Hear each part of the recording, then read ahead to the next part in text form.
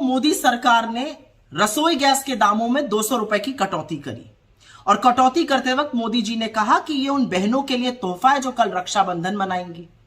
लेकिन असलियत ये है कि इसके लिए मोदी सरकार को मजबूर कर दिया इंडिया ने, इंडिया के गठबंधन ने।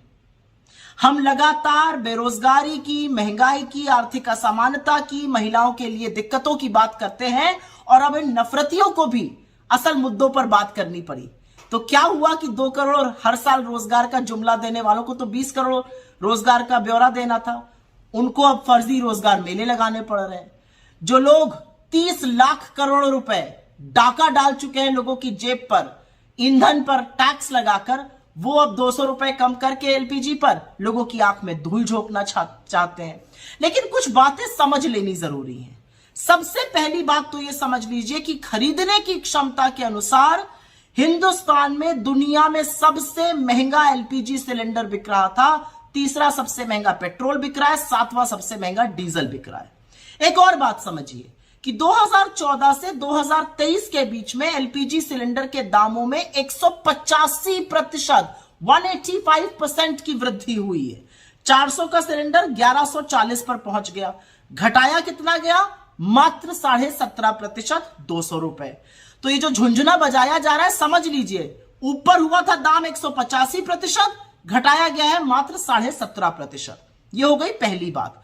अब दूसरी बात कर लेते हैं। हिंदुस्तान का जो लोकल एलपीजी सिलेंडर होता है, जो डोमेस्टिक एलपीजी सिलेंडर होता है, उसके दाम 2 चीजों पर निर्भर करते हैं। सऊदी अरामको के कॉन्ट्रैक्ट प्राइस या एलपीजी प्राइस समझ लीजिए उस पर, और डॉलर और रुपए के एक्सचेंज रेट पर। सऊदी अरामको का जो एलपीजी प्राइस था वो जनवरी 2014 में जब हमारी सरकार थी तब $1010 प्रति मेट्रिक टन था। लेकिन जनवरी 2023 में एग्जैक्टली 9 साल बाद उसका दाम $590 प्रति मेट्रिक टन हो गया, मतलब ऑलमोस्ट आधा। लेकिन दाम एलपीजी सिलेंडर का 185% ऊपर पहुंच गया था।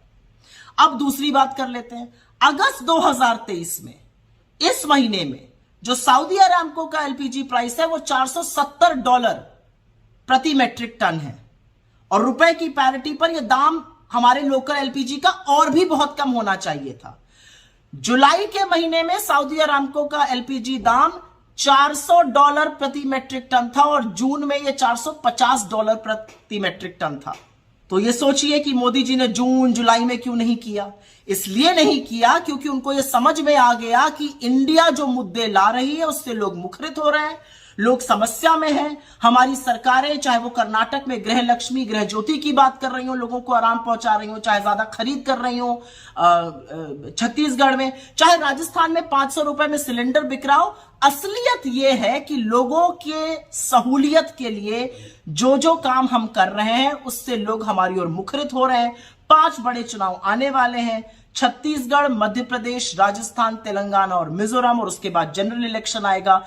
जिन लोगों ने 9.5 साल आपकी महंगाई के लिए टोह नहीं ली, आपकी जेबों पर डाका डाला, अब वो 200 रुपए कम करके झुंझुना बजा रहे हैं। लेकिन आज सवाल पूछने का दिन है, और सवाल यह पूछना चाहिए कि आखिरकार आपने इतना आतंक दामों पर क्यों मचाया हुआ था। और चलन चुंबक मीडिया से मेरा एक सवाल है, जब दाम 400 से 1140 हो गए तो महानुभावों कितने शो किए आपने, जो 200 रुपए कम करने पर कर रहे हैं? क्योंकि याद रखिएगा, दाम ऊपर गए हैं 185%, नीचे आए हैं सिर्फ 17.5%। लेकिन ये इंडिया का प्रभाव है। अभी आगे आगे देखिए होता है क्या। नैरेटिव हम सेट करते जाएंगे, मोदी जी उस पर काम करते जाएंगे, लेकिन जनता ने मन बना लिया है, आपकी असलियत समझ ली है, और आपको बोरिया बिस्तर समेटकर विदा करने का मन भी जनता भरपूर तरीके से बना चुकी है। इन आंकड़ों पर ध्यान दीजिएगा, क्योंकि इन आंकड़ों में वो काला सच छुपा है जो मोदी जी जिसको ढकना चाहते हैं।